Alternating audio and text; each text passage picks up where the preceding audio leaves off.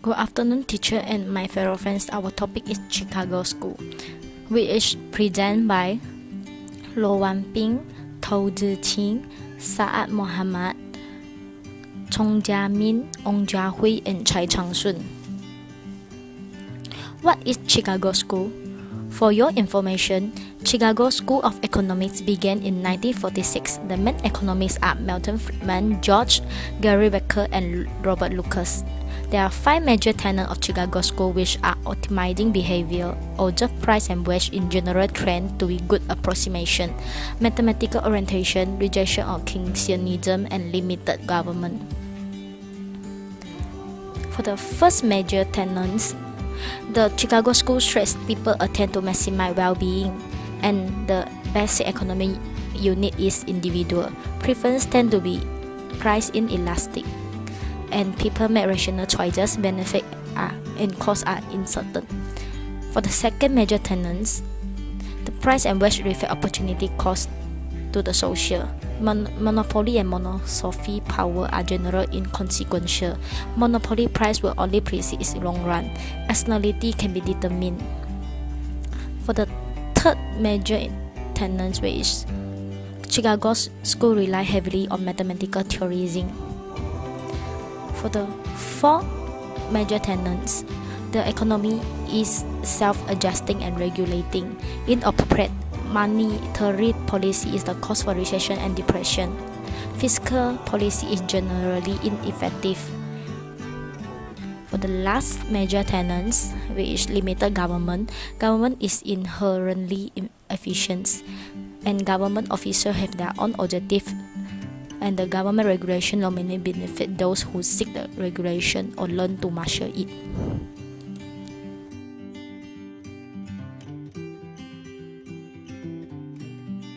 Next is about the scholar in Chicago schools.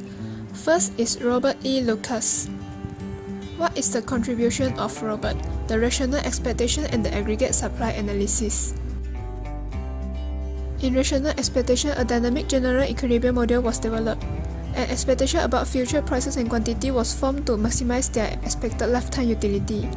Short-run and long-run aggregate supply was distinguished, and the anticipated change in aggregate demand affect the real output, but anticipated change does not affect the real output. Rational expectation became part of mainstream in macroeconomics. However, the ineffectiveness of policy of new classical was rejected. The next scholar is Gary S. Becker. He has been awarded Nobel Prize in 1992. His first theory is discrimination. Discriminators have a preference for discrimination. This preference will still be subject to market forces. The second theory is investment in human capital.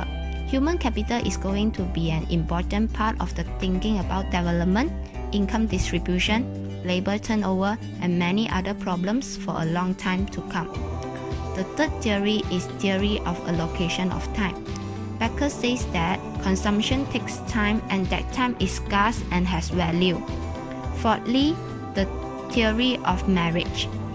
It says that reproducing and raising children are central commodities that marriage facilitates. Next, fertility theory.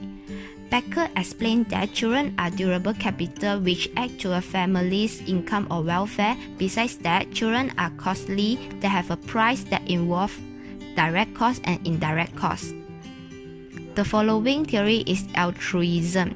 It says that a person is altruistic when his or her utility increases because someone else's utility rises.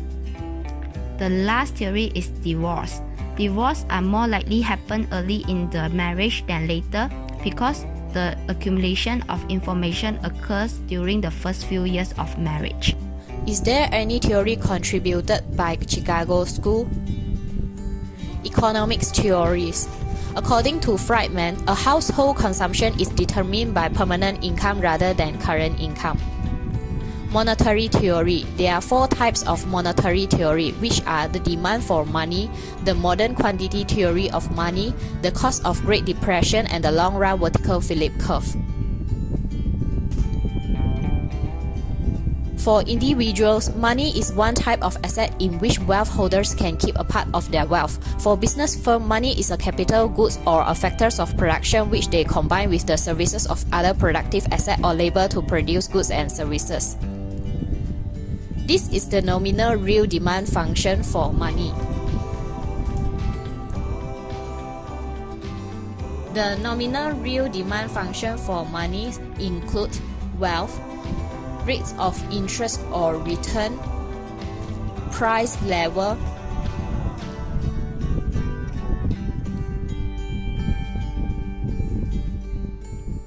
the expected rate of inflation, and institutional factors.